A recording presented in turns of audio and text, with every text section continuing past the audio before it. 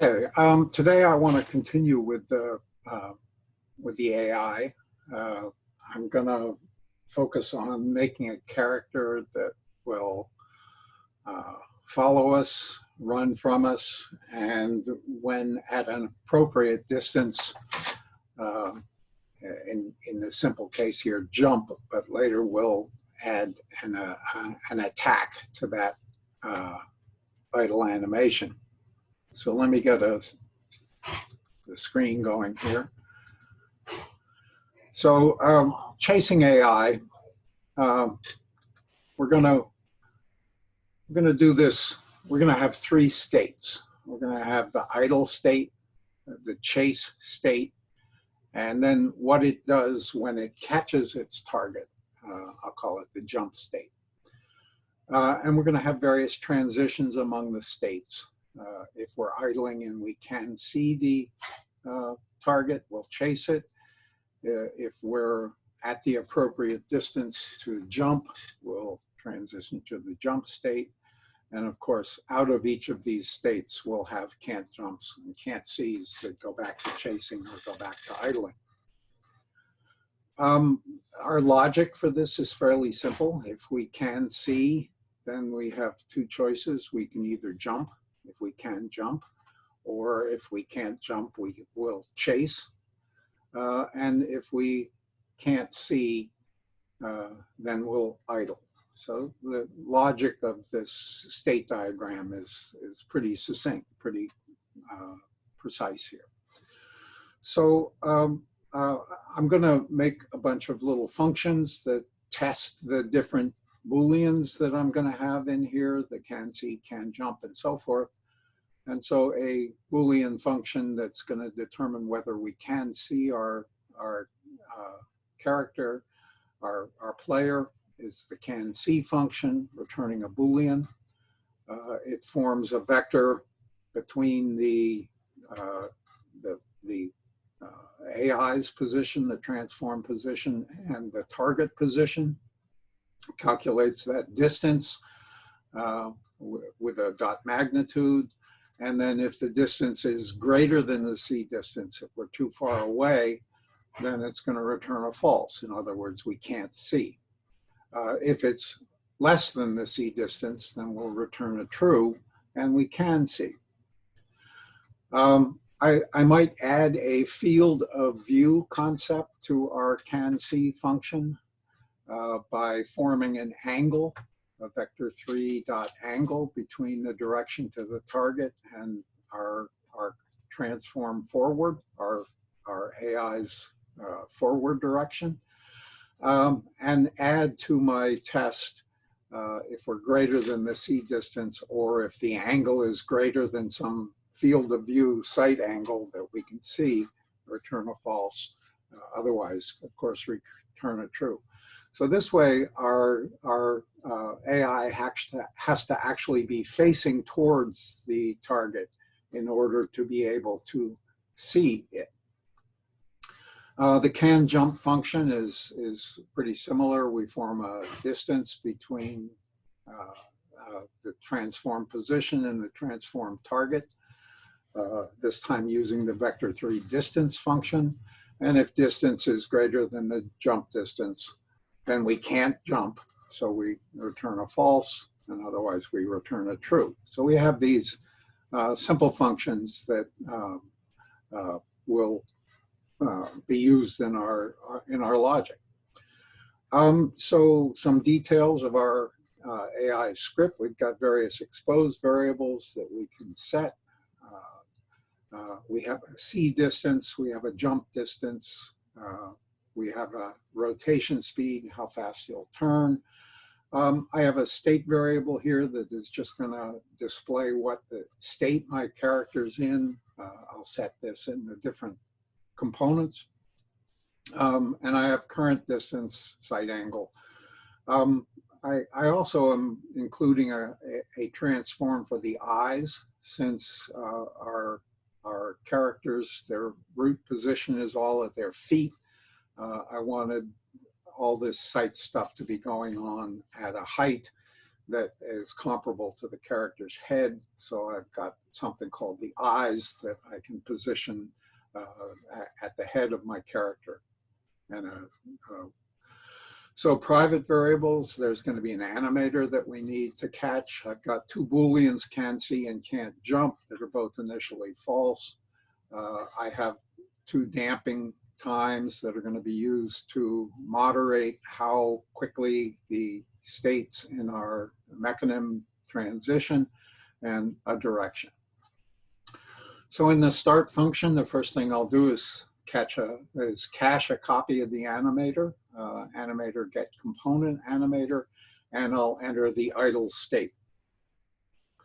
The update function is where all our logic's going to be. So I'm casting a current distance. I'm calling the can jump and can't see functions with their return values into the Boolean can jump and can't see. And I'm setting the can see and can't jump parameters in my animator. And then here's that logic that I showed you before. Can see, can jump, jump, otherwise chase, otherwise will idle.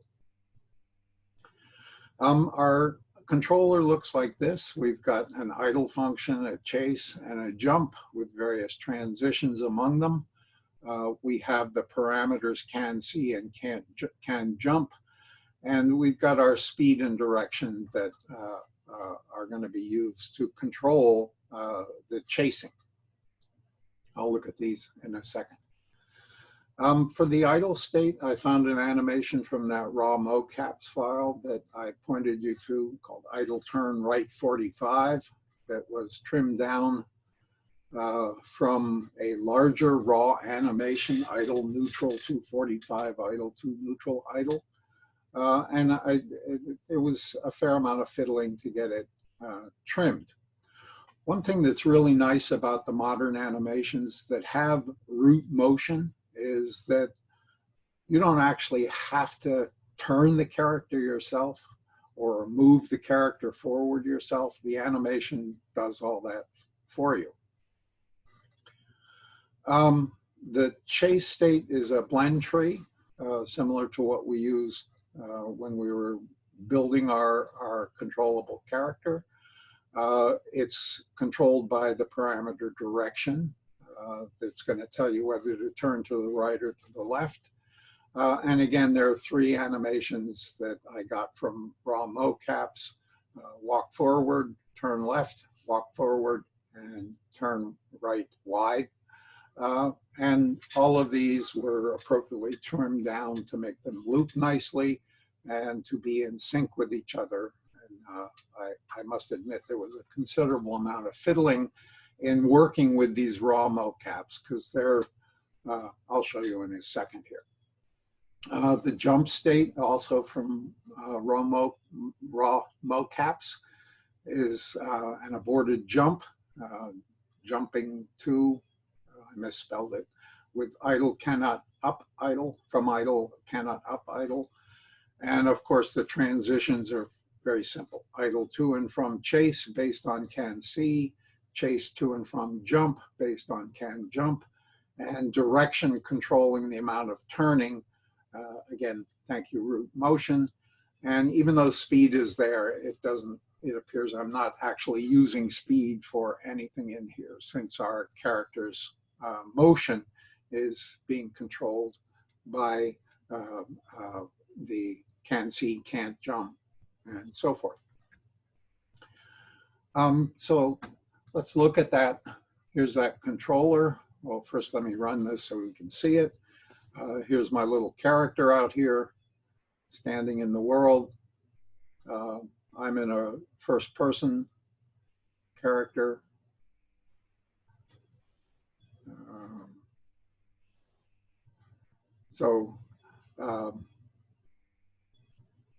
He follows me. Let me turn on gizmos here and maximize.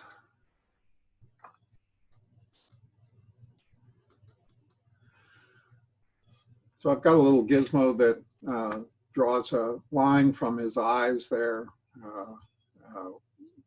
if I'm far away, he follows me. And I have this little wall over here that ultimately I would like to be able to hide behind. But at this point, that doesn't happen. You can see here I'm outside his C distance, so even though he's scanning for me, he can't see me until I move a little closer, and now he can see me, and oops, I went outside the distance. I'm going to fix this feature later so that he doesn't see me when I'm behind the target. So let me look at the controller here. A trick with the controller is to press A when you're in the window, and it zooms it to fill the thing. And so here's my idle turn right. We have a transition to chase, which is a blend tree controlled by direction. And we have a transition to jump from the chase. Let me look at one of these. Let me look at the idle function. Here's the animation for the idle function. Is one that I got from the raw mocap file.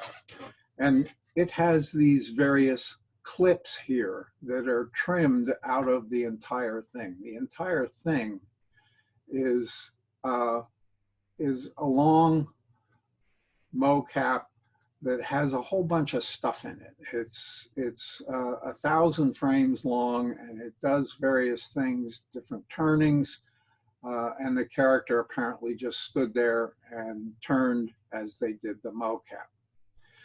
And in the sense that they're raw, they go from 75 to 963 frames, but the part I wanted was this little bit where it turns to the right, and that's just these frames here between 111 and 148, which I trimmed down so that now I get just this nice turning.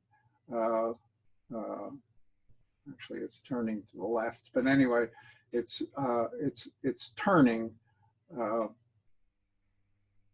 and the root motion is taking care of that turn, and various things that you have to do when you pick the end points here of the start and end of that clip involve making sure that it loops relatively well. This will turn different colors if your looping is appropriate, and there are other features that are set. I didn't worry about the other ones. So that's the idle animation, is this idle turn right that is here as a clip extracted from the raw one. Jump is a similar kind of thing. Jump came from idle can not up idle. And it was, again, a long animation, 1,200 some frames, that had a whole bunch of different stuff in it.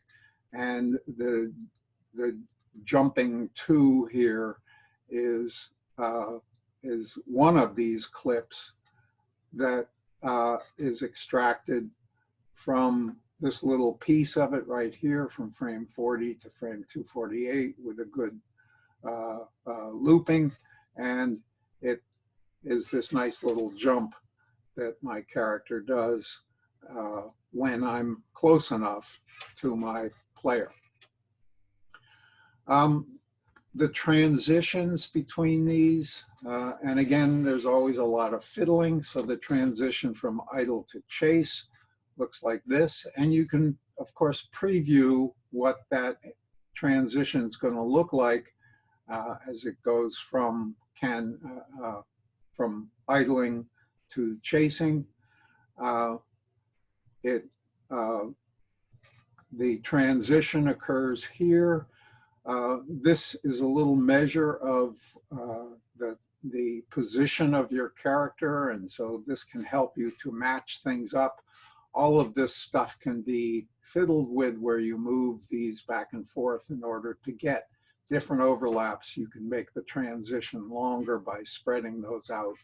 Lots of fiddling potentially here for each of these different transitions that are all something that you can look at here and see how the transition occurs from the different states, from transition to jumping, and from jumping back to chasing. All of these different transitions are settable in here. There's the transition back to chasing. So, and so that's good. We've got a character that now chases, and when it gets close enough, it jumps. If it's too far away, it can't see. And as it stands there and idles, it rotates gradually until its field of view encompasses the character. And all pretty simple with pretty simple scripts here. Let me go back to the scripting and we'll talk more about that. So idle is pretty simple. I'm setting the state to idle, which is just something in the inspector that lets me see where my character is. Because its behavior is controlled by can see and can jump, all I'm doing here, I'm setting speed to 0, which I'm not actually using, and direction to 0. So the turning of my character is taken care of by the root motion. Jump has only one thing to do. It needs to keep our character, our AI, facing the player. And to do this, I'm going to use a slurp, an interpolation, and a look rotation, and a rotation speed. So I've got my face direction, which is from my AI to my target. I'm turning the Y component 0, so it's not looking up or down and rotating in a funny way.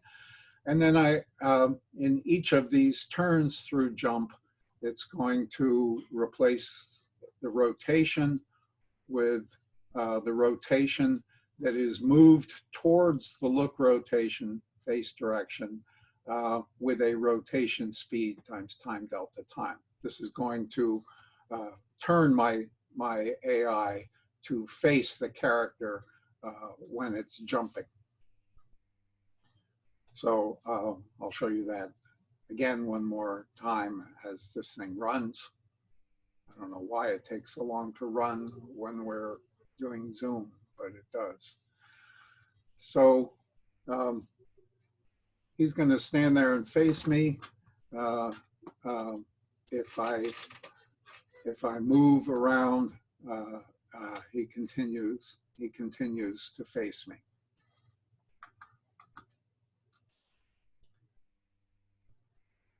So I want to add another feature here. Oh, I've got to talk about chase first, of course. Sorry.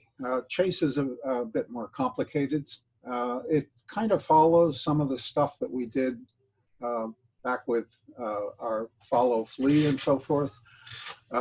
We have the current direction. The current direction I'm getting from the animator. I'm not getting it from the transform. I'm getting it from the animator, its root rotation. So this is a quaternion. This is the orientation of the character taken from the animator. And I'm multiplying it by it times a vector.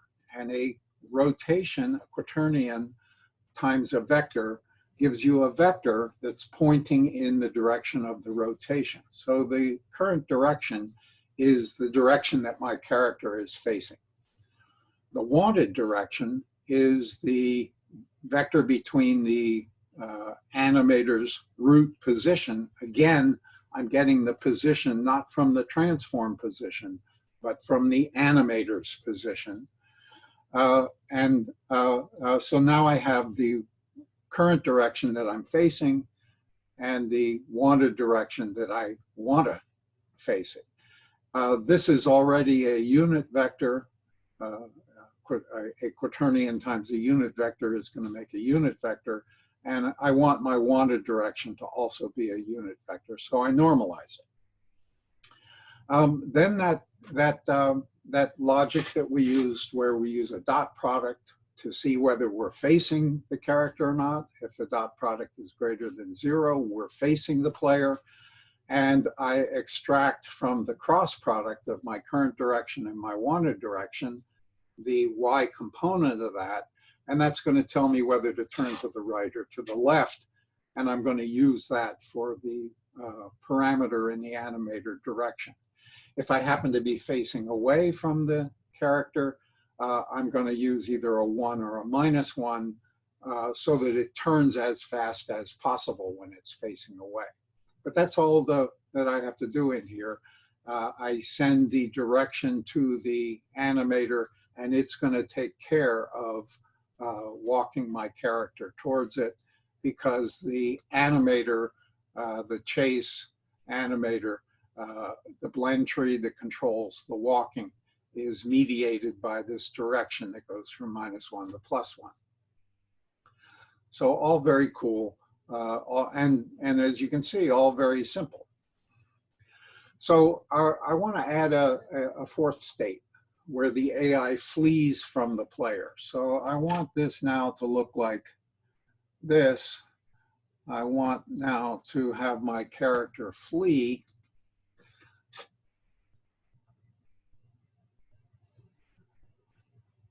Takes a while for this to start, and it's abysmally slow when we're zooming. So there, the character ran away. Now it's chasing. Now it's jumping. If I go too close, where'd he go? He runs away. So now I can chase my AI around, and he'll chase me when it comes closer.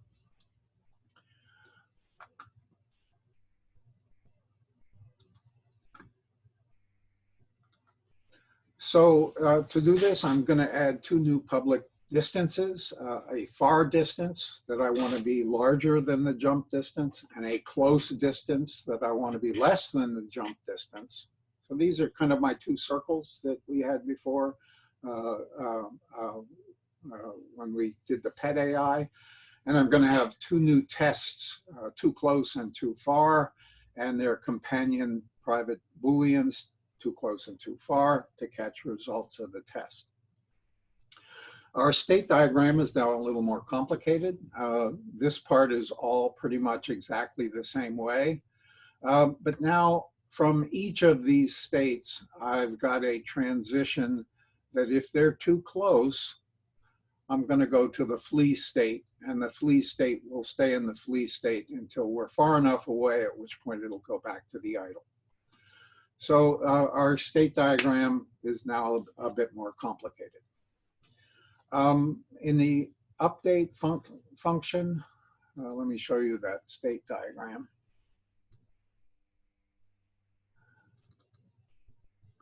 So again, this part is pretty much all the same, but now each of these have transitions to the flee.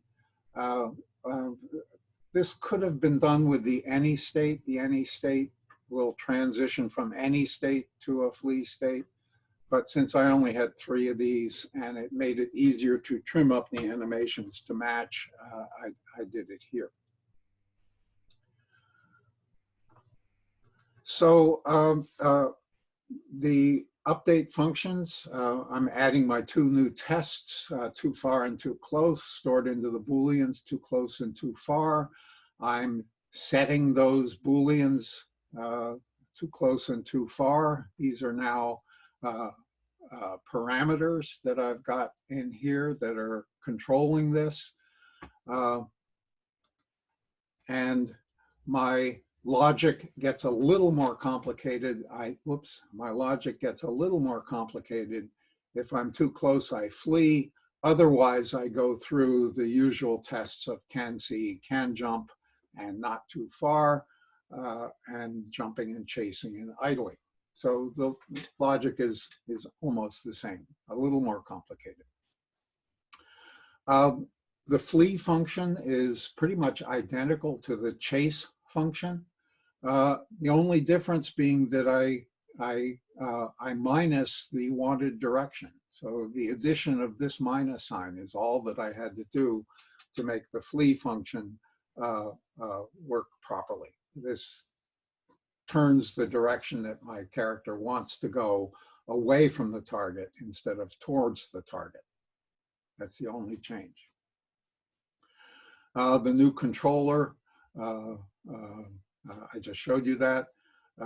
Flee is a blend tree like chase, using run left, run, and run right animations.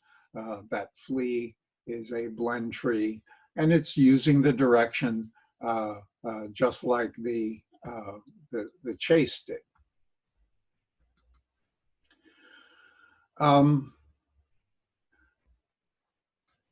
Now, the character here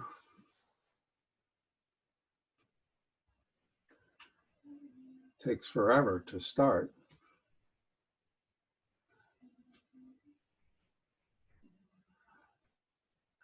The character here can still see me through this little wall.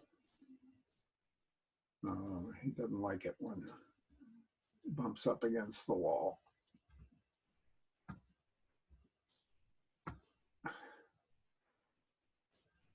So he can still see me through the wall, and so he still chases me. But so I want to add a little feature here. I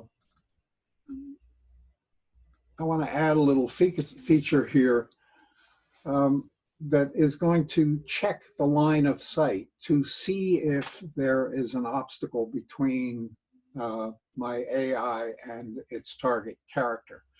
And so I'm going to add a function, check line of sight. And check line of sight uses something called a Raycast to see if we have a line of view to our target. And here's where the eyes come in. I've got my eyes position that is going to be up where a little object that I put up where the head is, so that it's not checking the line of sight from the root center of the AI, which is unfortunately where its feet are. So I form a vector between the target position and the source position, and I do a physics raycast from that source position where the eyes are in the direction of my target. It's going to return a hit, and it's going to cast out to some distance. If the hit is the target, then I return a true, otherwise I return a false. So this is going to let me see my target only if there's nothing in between the AI and its target. So I need a bailout now. If I can't see them, if the check line of sight is false, I'll return a false, and I'll add this to the beginning of each of the can see, can jump, and to close functions so that they return false if we don't have a direct line of sight to our player. This is going to allow our player to hide from the AI. The Raycast is pretty powerful. It has the origin of the Raycast, where the cast starts. That's at my eyes. It's in a direction, a vector. It returns a Raycast hit, which you have to put the keyword out in front of. And it also has a distance, which by default is infinity. This is a Raycast that goes on forever. But since my eyes can only see a certain distance, I'm putting the sight distance in there. The Raycast hit data type has a lot of information about what it's hit. It has the point in space that the hit is. This would be where that raycast hits a target. It has the distance to that point. It has the collider that it's hit. It has the rigid body that it's hit, and it has the transform that it's hit. I'm catching the transform that it's hit and testing to see if it's the same as our target. Here's that C distance. This is how far I can see. Here's that out hit, raycast hit data type that we're using to see things. If the raycast doesn't hit anything, if we're looking at empty space, this will return a false. It returns a true if it hits something. These little gizmos, the lines that I'm drawing so that I can kind of see what my AI can see, are done with a draw ray. Here, emanating from the source position, the ray emanates from a source position in a direction. I'm using the line of sight vector normalized times my C range or sight distance. And now with this, I can now include a wall in my scene. So here's line of sight. Again, we'll fire this up and wait the appropriate amount of time for it to kick in. Takes forever. So there are a bunch of different lines in here. You can see what they are. Now I can hide behind the wall. I can get real close to the character, and even though he can see me, I mean, even so I'm within distance, he's continuing to search. If I move outside around the wall, he now, of course, sees me right away, starts chasing me, starts jumping, and I can chase him. And let me force him over the hill here. And I can actually hide behind terrain here. Now I'm just too far away for him to see.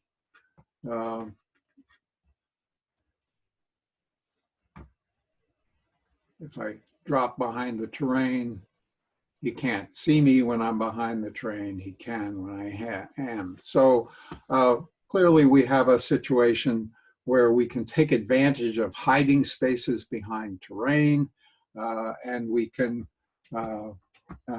take advantage of obstacles in our world that let me hide from the character. So a lot of capability added here with our line of sight. So I'm going to stop here, but next thing I'm going to do is replace that jump state with an attack state where the AI chases the player and when it's close enough attacks. But I'm going to do that in the next lecture. So I'll stop there, and I'll see you all in class. I'm going to end the recording now, and I'll see you all in class. Goodbye.